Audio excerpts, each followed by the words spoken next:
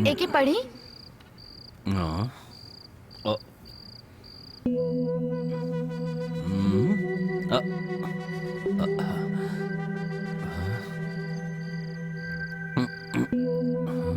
हाँ। का भइल पापा? अ, का भइल बोली ना, का भइल?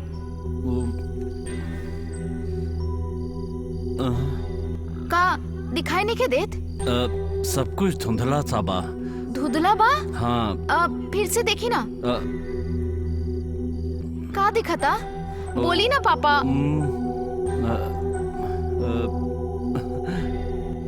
ठीक बा, हमके देखी। हाँ?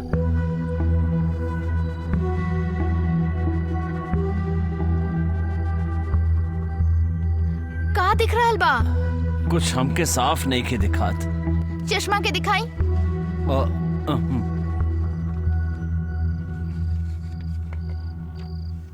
ये चश्मा तो ठीक बा। ये चश्मा ठीक नहीं खे।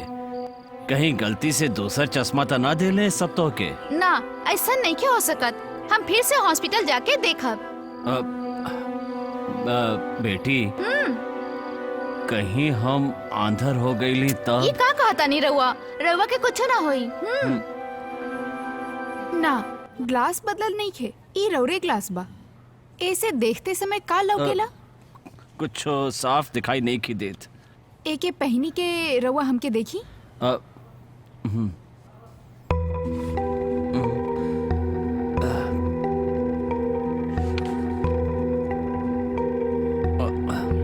का लौकत बा?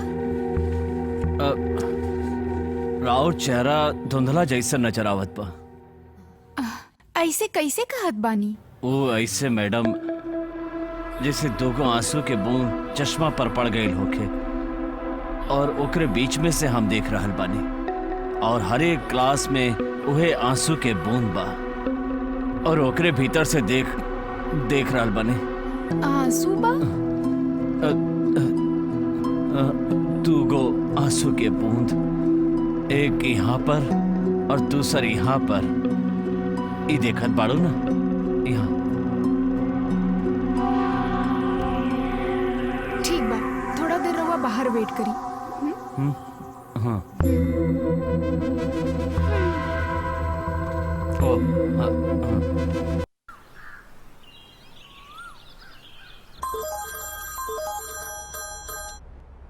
हेलो, का बा? अनीता भाभी, सर नहीं खान? हाँ, घर पर ही बानी। का बात बा अंजलि?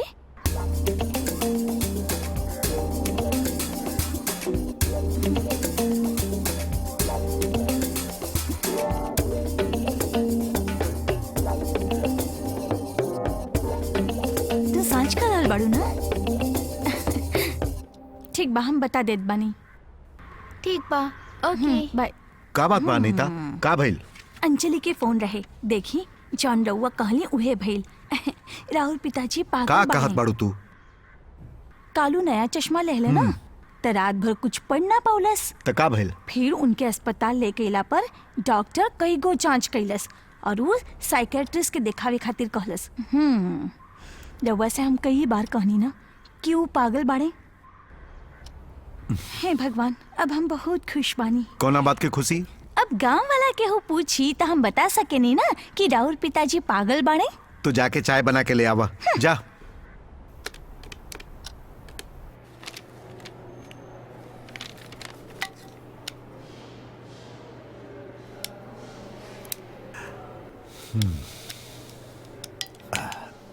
रउआ केहू से डर लागेला? डर केकरा से? इ चश्मा में कोनो डिफेक्ट नहीं है, परफेक्ट बा। वही तरह रौरू में कोनो दिक्कत नहीं है, परफेक्ट पानी। मतलब हमारा आँख में परेशानी का बा? एगो छोट सा परेशानी बा, वो उम्र के हिसाब से होखेला। एकरा दिमागी परेशानी भी कह सके नहीं, टेंशन, वो है प्रॉब्लम बा। कोनो एक वजह से रउआ बहुत परेशान रहले बा ना? साच कहानी। बच्चा लोग पढ़ के अच्छा जगह सेटल बाड़े, ठीक बा ना? फिर प्रॉब्लम का बा? राउर प्रॉब्लम इ चश्मा बिल्कुल नहीं है। चश्मा से देखत समय दुगो आंसू के बूंद नजर आवेला। वही से इनका नजर ना आवेला। यही ही बतैलन ये आंख के समस्या नहीं खे, मन के वहम बा, उ सोच ही प्रॉब्लम बा, तनिका सा मानसिक परेशानी। ये कोनो बहुत बड़ बीमारी नहीं खे, एकरा हमनी बहुत आसानी से दूर कर सकीले, भरोसा करी। मन एगो घोड़ा के तरह होखेला, ओकरा बस में करे के बात ओकरा सीधा चलावे के पड़ी। एगो बात पूछी, अयप्पा जे बाड़े उ के बाड़े, या फिर वो के रहले ये बताई ना हमके। हमार पिता कन्हैया, उनकरा साथ एक मजदूर कलेक्टर के घर में काम करत रहले। हम हमार पिताजी और हमार माई तकलीफ से भरल जिंदगी जियत रहनी जा। उस समय के कलेक्टर जॉर्ज वर्गीय के घर नौकर बन के रहले हमार पिताजी और हमार माताजी।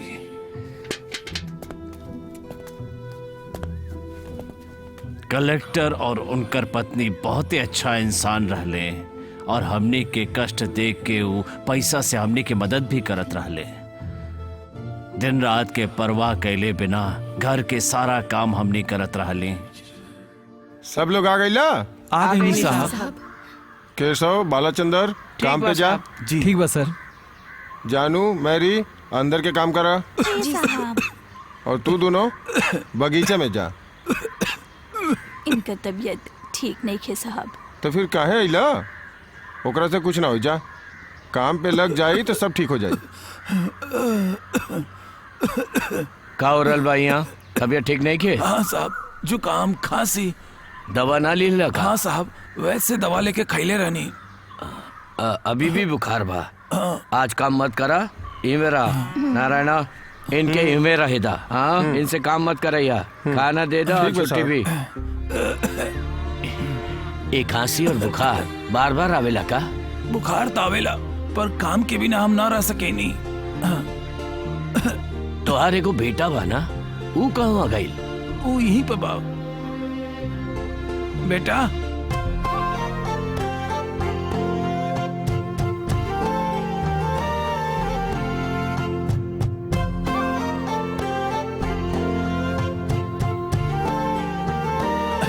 भगवान हमरा के एक के गो बेटा देले बा। अच्छा बा, देखे में सुंदर लगेला।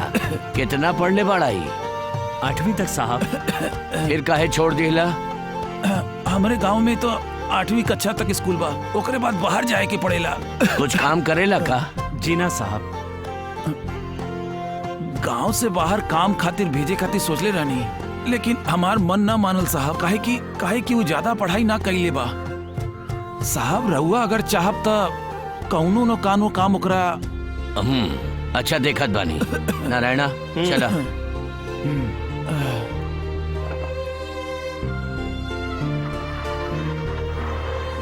अच्छा, अगला सोमवार ऑफिस में आके मिला। ठीक बा साहब।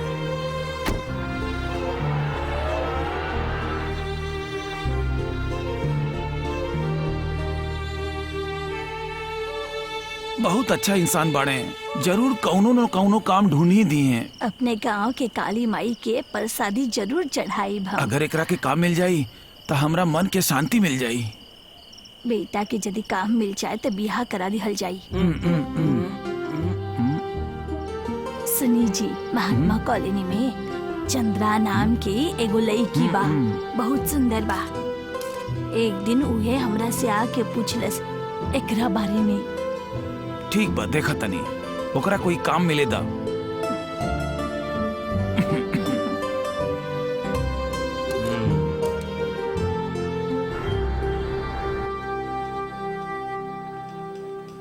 अच्छा, आजे तो हमने के गोविंद रिटायर हो जी रहल हाँ बाड़े सर, ना? आज 31 तारीख हो गई बा ना। रात के डिनर तो तैयार बा ना? बिल्कुल तैयार बा साहब जी। हाँ, का गोविंद का हाल बा? चिंता करत बड़ा का?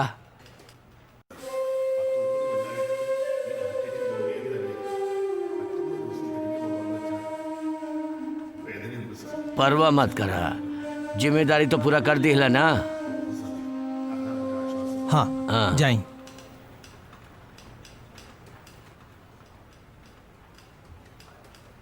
कम इन।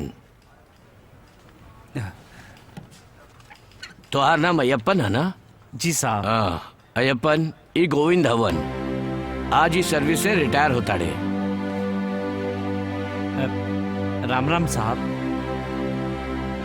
अच्छा अपन यूनिफॉर्म इनके दे दा, तू अपने हाथ से दे दा।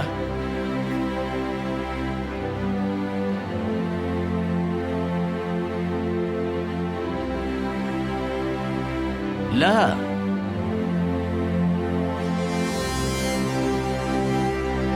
काल से तू हमार रखवाली करबा, द सर्जन प्रोटेक्टर, हमार रक्षक।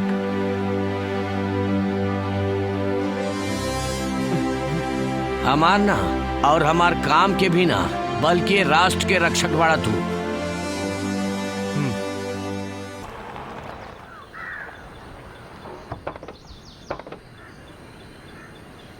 नमस्ते साहब। गुड मॉर्निंग सर। साहब। नमस्ते नमस्ते, गुड मॉर्निंग। हाँ बहुत खुशी भइल, आई।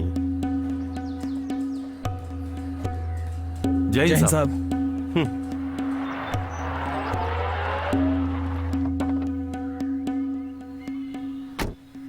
साहब। साहब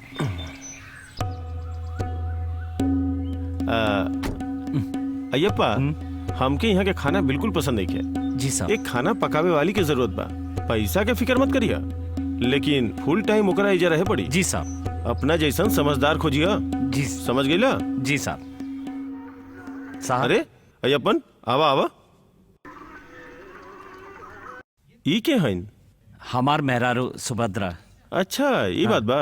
घर के कामकाज खातिर केहू की जरूरत रहे ना, हाँ हाँ। यही से लाइल बानी इनके। अच्छा अच्छा, बहुत खुशी भइल। अयप्पा तोहार 2 गो लइका बाड़े ना?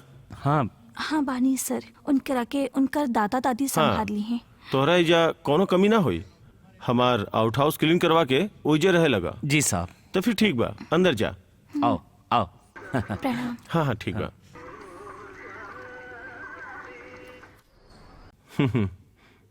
हाँ खाना निकालो, पास आवा ना। एक पत्नी के जैसा नहीं परोसी है। समझ में ना आइल का? अरे रे समझ में ना आइल। हेने आवा, पास आवा पास आवा। देखा हम सब समझा देता नहीं। आवा पास आवा। पत्नी के मतलब मालूम नहीं का? पत्नी के मतलब वाइफ, बीवी। आवा परोसा।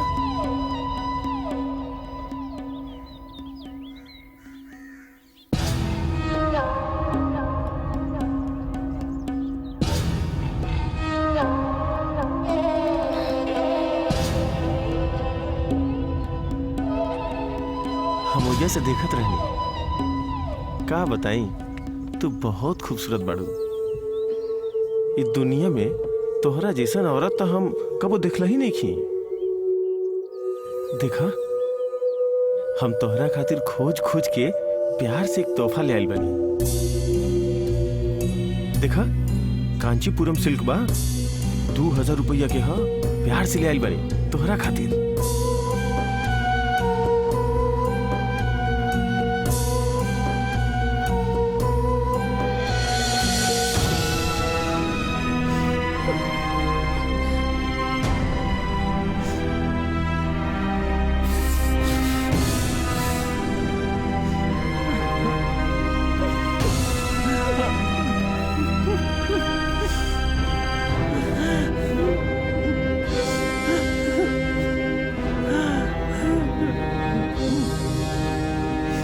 आज जौन कुछ भी भइल ओकर जिम्मेदार हम खुदे बानी। एमे तोहार कोनो दोस्त नहीं के सुभद्रा। बाकी आज के बाद तनी सावधानी बरती हा तू। एमे हमार गलती नहीं खेजी। साहब नाराज हो जाते तो रउआ के काम से निकाल देते। ये डर से हम सुभद्रा, हमनी के एगो सुंदर परिवार बा और 2 बच्चा बाने। पढ़ा लिखा के उनके कुछ बनावे की बाना। यह बाना हमनी दोनों के फर्ज। चांद और सूरज के समान 2 बच्चा बाड़े हमनी के। कोनो बात ना। हमके पसंद बा जहाँ हम काम करेली और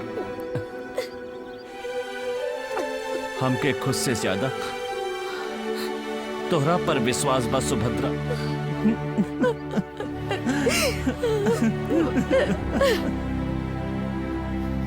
एकरा बात का भइल? 6 महीना के बाद कलेक्टर सुब्रमण्यम कौनो और शहर में चल गई। कलेक्टर के विदा करे खातिर हम भी रेलवे स्टेशन गईली। चेन्नई वाला ट्रेन से वो चल गई।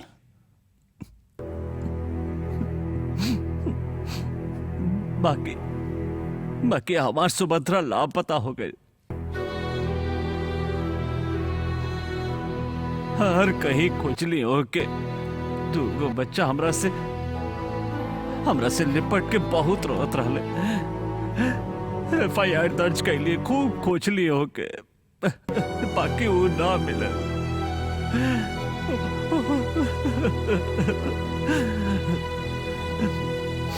ओकरा बाद कावाला बहुत कुछ बोले लगले कि अय्यप्पा के पैरारू कलेक्टर के साथ भाग गई।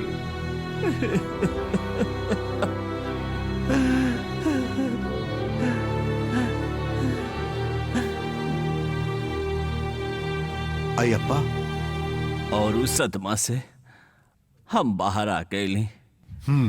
दोनों बच्चन के कष्ट उठा के पढ़ाओले लिखाओले और आज वो बहुत अच्छा पदवी पर बढ़े। जयदेव और विश्वनाथ उस समय के वहां के कलेक्टर जॉर्ज कुट्टी साहब ही उनका नामकरण कैले।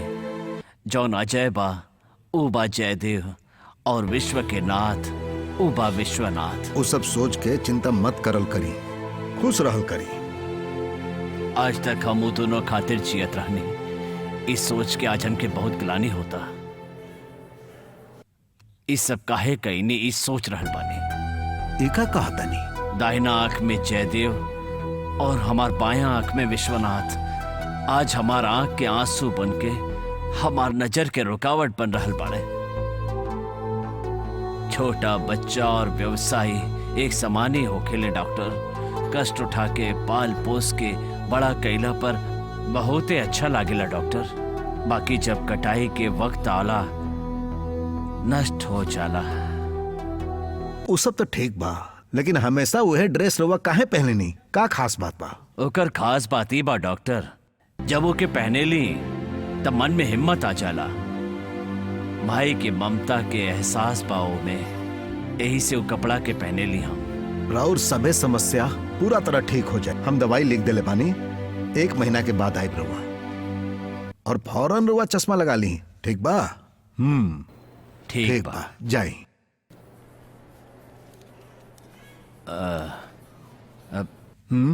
हमके कोनो और प्रॉब्लम तो नहीं खे ना डॉक्टर? ना ना, कोनो प्रॉब्लम नहीं खे। रवा हिम्मत से जाए।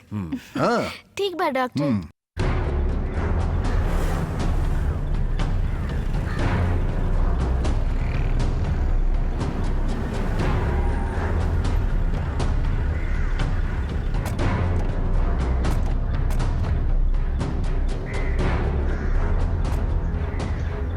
कमलापुर के George Varghese, Khorti panchayat, 14 number ward, Mahatma colony, घर के नंबर 114/8, कमलापुरम। जॉर्ज वर्गीस इहे रहले का? मैं वर्गीस हैं।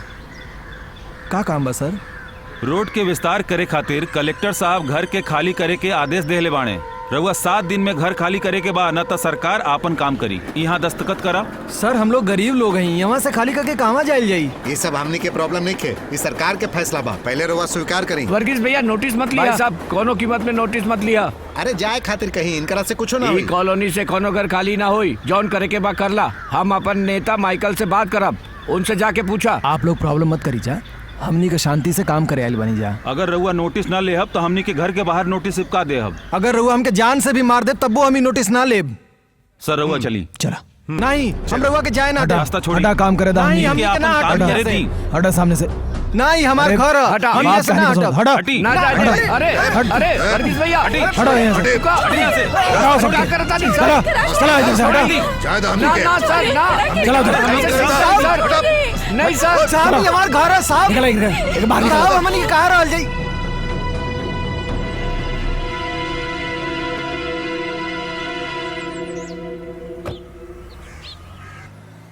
सरकार और आयकर अधिकारी हमनी के साथ हुआ, फिर का प्रॉब्लम बटे? अगर वो लोग वहां से खाली ना करी तो हमनी का कानून का मदद लेवल जाई। हम भरपूर कोशिश करब। रउआ ओकर कीमत तो जानी ला ना? हम अंदर आ सकता नहीं? हाँ आजा। का साहब बिना पूछले रउआ लोग कॉलोनी में नोटिस लगा देली? मिस्टर माइकल, आवाज ऊंचा करके बात मत करा।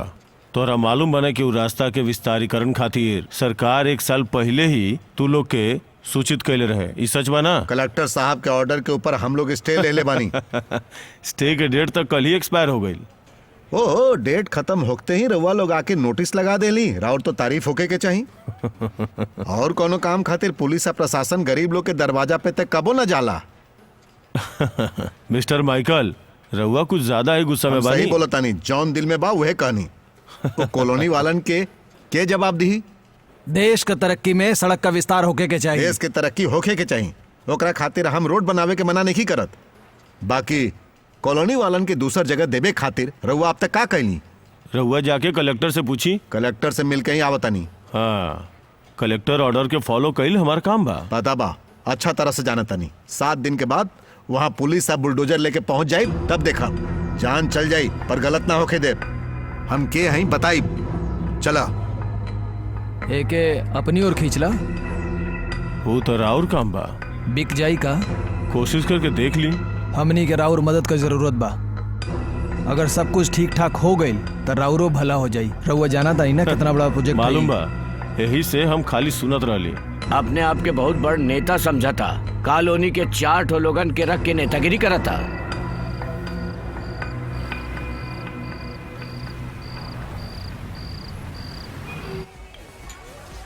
आज इतना देर काहे हो गई? अब का बताएं भैया, 2-3 मेजर केस रहे। लपकड़ा पिया नाथू सराइल रहले। उस समस्या के बताओ ले। ये माइकल भी बहुते बड़ प्रॉब्लम बा, ओकरा तो हटावे के पड़ी। हाँ हाँ, तू चिंता मत करा, हम एगो दूसर प्लान बना के रख ले बनी। तू माइकल के संभाला, बाकी हम देख ले। भैया रेवेन्यू मिनिस्टर या कलेक्टर तो हमनी के साथे बाड़े ना। मिनिस्टर के पैसा दे दिया जाए तो वो चुप हो जाए, लेकिन अगला बार तो वो लोग सत्ता में आईबे ना करी। हाँ नमस्कार। नमस्ते नमस्ते, बैठी बैठी। Thank you. ना एक पैक बनाई अब ही ना।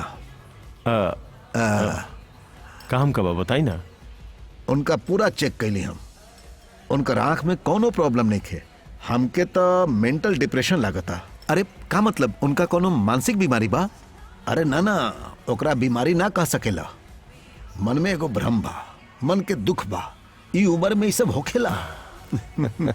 और वो अकेला रहल बिल्कुल पसंद ना करेले। शायद यह बात बा, यह समस्या बा। अरे हमार डॉक्टर, अभी ई सब भइला के कोनो संभावना नहीं थे। उनके का प्रॉब्लम बा? इतना रॉयल जिंदगी जिए वाला बुजुर्ग के रउआ कबो देखले बानी का? सर, बुढ़ापा में अक्सर लोग अकेला हो जालन। बेटा संगे, बहू के संगे, नाती पोता संगे साथे रहल चाहेलन। डॉक्टर का रउआ हमनी के उपदेश देबे आइल बनी? ना ना ना, कबो ना। उनकर जे परेशानी बा दिमाग में, वो हम बताओ तानी। एकरा खातिर मेडिसिन बा का? हाँ हाँ, 2-3 किस्म के टैबलेट बा। ओकरा में से एगो में ऐसन केमिकल बा जेकरा से चक्कर बहुत आई। डॉक्टर वो टैबलेट के डोज ज्यादा कर दी। हाँ, वो कबो भी ठीक ना हो पावस, हमेशा खटिया पर ही पड़ल रहस। का बकवास करता नहीं रहुआ? ई कोनो बकवास उकवास ना है, एकरे में समझदारी बा। ई हमनी के आइडिया है। और सबके हुई यही कही कि चपरासी अयप्पा हमेशा खटिया पर ही लेटल रहले। सॉरी, हम चलता नहीं। अगर रवा से ना हुई तो बताई, और केहू से भी कुछ कहे के कोनो जरूरत नहीं के। रवा हमने के जाने नहीं, बात न मानब तो हमने के कुछ और करे के पड़ी।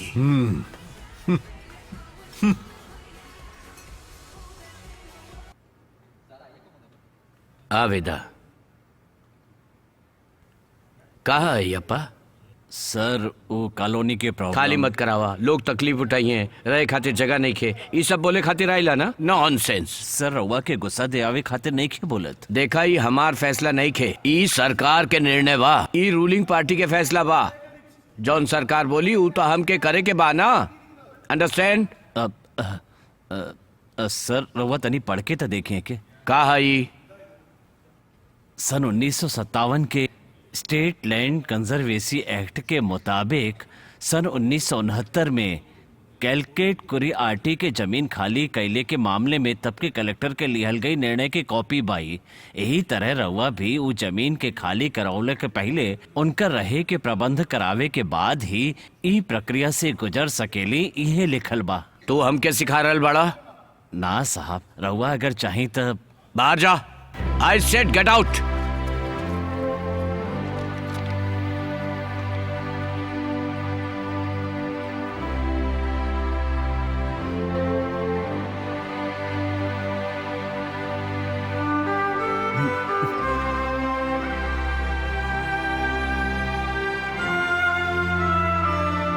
यस सर।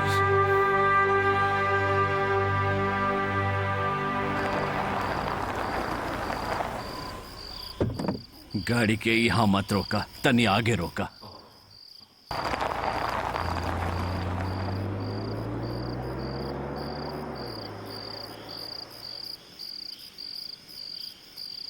अरे माइकल, एकरा से पहले कितना बार कहनी तो से, अब आइल बा तोरा अकल। ला आपन पूरा पैसा।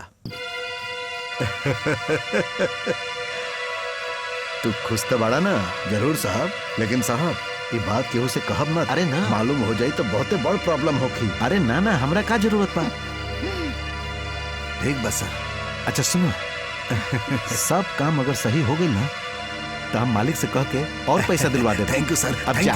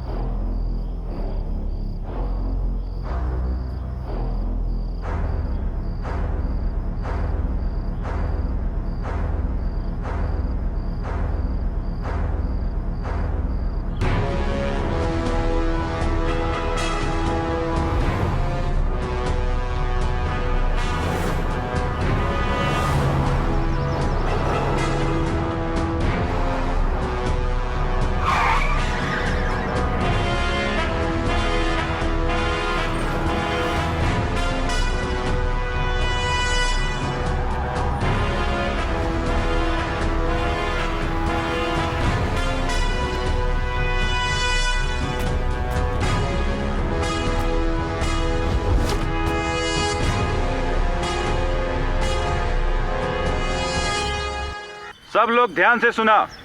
जिला कलेक्टर के निर्देश के अनुसार ई कॉलोनी के सब घर के तोड़ के रास्ता बनावे के जरूरत बा, और यही खातिर घर के तोड़े खातिर सरकार आदेश देले बा। घर के नंबर 186 से लेके 204 तक आज हमनी के तोड़ल जाई।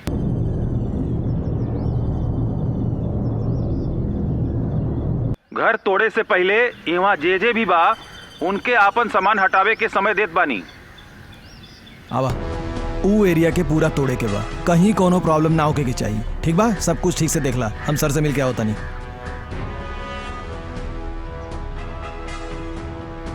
सर सब कुछ हो गई ना? सर सब कुछ हो गई के बाद हमारा फोन करिए सर। इस सब समस्या के कारण वो मैकलवा जब आका नहीं सर, लोग डरा गेल बड़न, ओही से कोनो प्रॉब्लम ना हुई।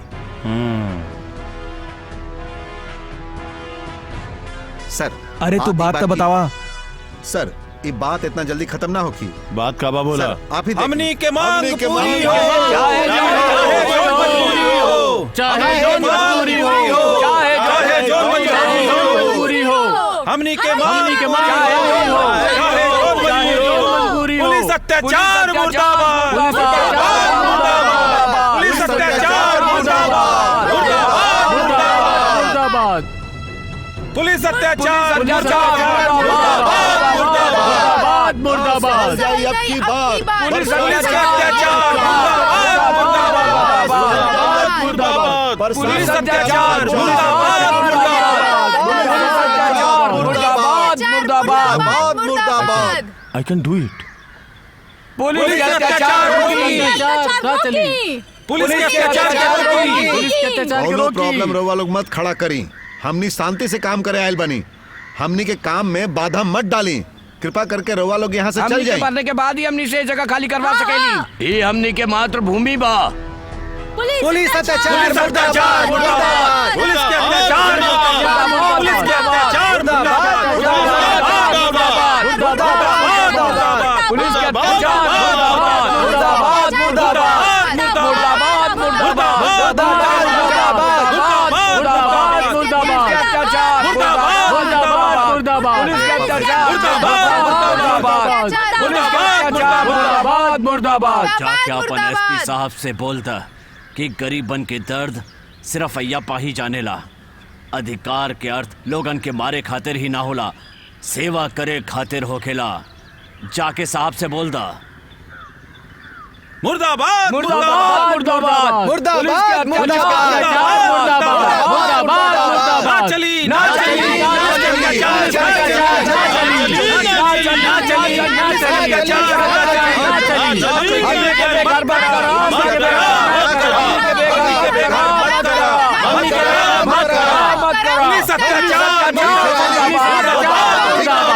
पुलिस अत्याचार मुर्दाबाद, मुर्दाबाद, पुलिस अत्याचार मुर्दाबाद,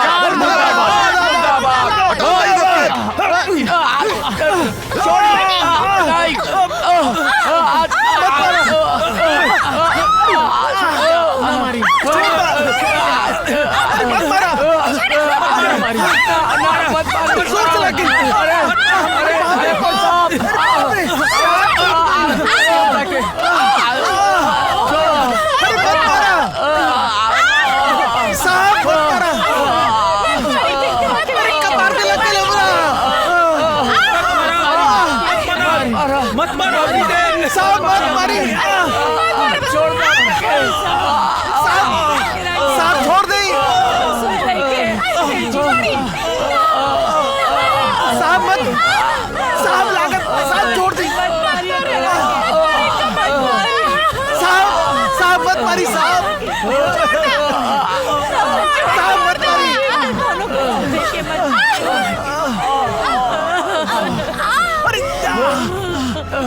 जी उठे ना,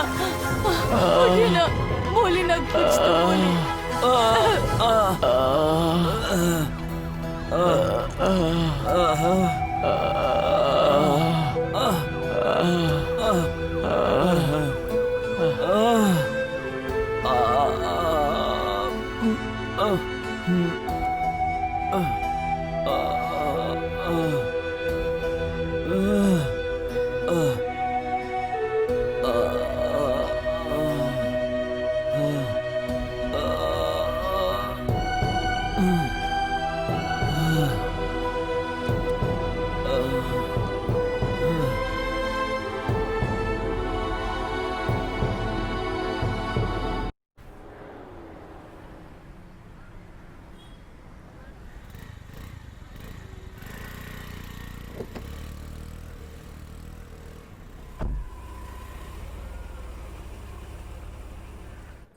अच्छा 22 तारीख के एक मीटिंग तबा, वो मीटिंग में हम डिस्कस करब।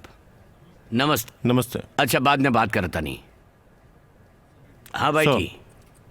अच्छा का भाई बताई।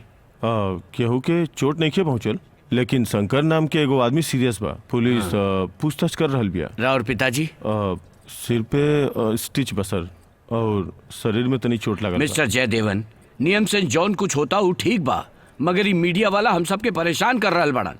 पुलिस और जनता के बीच में सब भेल तो ये सब ऑपरेशन में तो ऐसा होखबे करला सर। ये ऑपरेशन में हमने बहुत बड़ा गलती कर दी नहीं। पहले अय्यप्पा जी के वहाँ से निकाले के रहे, काहे कि वो राउर पिता बाड़े। सर हमार पिताजी अचानक सामने आ जाई हैं, हम सोचले भी ना रहे। वही तो बहुत बड़ इशू हो गई आज। सर और का कल जा सकेला, हम कुछ भी ना करनी तबो रहुआ हमारा डांटब ना। कुछ भी हो के पॉलिटिशियंस के मौका चाहिए अपने पिताजी से मिलना। हम मिलनी है, अभी हम मुझे से आवता नहीं। अच्छा वो का बोल रहे? वो कहा बोली है, कुछ ना बोल रहे। मिनिस्टर लोगन बहुत नाराज बाड़े, यही से ट्रांसफर तो जरूर हुई। वो जो चाहत आड़े वो करके रही हैं। परेशानी के कोनो बात नहीं खे, बदन में दर्द हो रहल बा का? हाँ साहब, बहुत दर्द हो रहल बा। अगर कोनो और परेशानी नहीं के तो कल डिस्चार्ज हो सकेला। खाना में कोनो रोक नहीं के, उ जो चाहे खा सकेलन। ओके ठीक बा? सर। पुरुषोत्तम, शंकर अभी कैसन बाड़े? आईसीयू से अभी शिफ्ट ना भइले। वहाँ अपन लोग बाड़े ना? बाड़े, उनके दादा और सरोजनी वहाँ बाड़े, और शंकरन के पत्नी भी वहाँ बाड़ी। तू जाके देख के आवा। ठीक बा। अरे बेटी, हम तो के बहुत कष्ट दिली ना। ये सब सोच के रहुआ परेशान मत होई। ली दवाई खाई। रहुआ काहे सब बात में पड़ता नहीं? बिना हमके बताए रहुआ इतना बड़ा हंगामा कर देनी। सवेरे उठ के जब रहुआ तैयार होके बैठल रहनी ना, तो हम सोचनी कि रहुआ कलेक्टर ऑफिस जाए। हमके ना पता रहे कि रहुआ उ लोग के साथे जाके इतना बड़ा प्रॉब्लम क्रिएट करब। न्याय खातिर लड़े के चक्कर में रहुआ इतना बड़ा काम कर देनी। Sorry sorry. अरे बेटिया, ये शरीर बूढ़ा हो गईल बा, लेकिन मन अभी तक जवाने बा। डॉक्टर बोला ना कल जा सकेला। संभाल के पापा।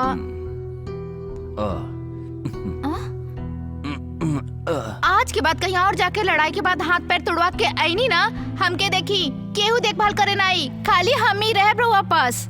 अगर रहुआ आज के बाद हमके बिना बतौले कहीं और गई नी ना, तो आपके कड़वा दवाई दे देब हम। ये अय्यप्पा, खाली एक के बार गिरी बेटी, वो भी आखिरी बार होके, ओकरा बाद कबो ना उठी। बाकी ओकरा में अभी बहुत समय बा। गिरे खातिर एक समय और जिए खातिर एक समय। इतना हिम्मत बा रहुआ पास तो बड़का बड़का ऐसे भी बाड़े ना, उनके देख के चाटा मारे के रहे ना। बेटा से मार खा के आ गईलन। का बोली? कुछ कहलू का? ना कुछ ना। बाप के गोदी में होला पर हर बेटा लात मारेला बेटी। लेकिन पापा के तकलीफ तो होई ना। हम ओकर बाप हई, ये बात के परवाह कैले बिना एगो पुलिस ऑफिसर के हैसियत से अपन फर्ज निभावले बाऊ आज। एकरा खातिर ओके दोषी ठहरावल गलत बा, काहे कि विधि के विधान बाई। हाँ का? का? हाँ बा। देखा, ओके कुछ ना होके के चाहिए।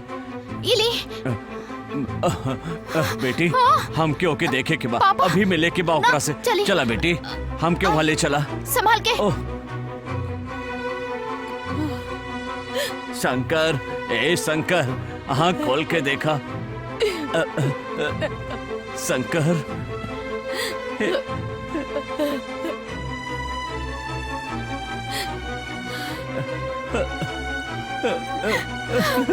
हे ईश्वर, ओकर रक्षा करिहा।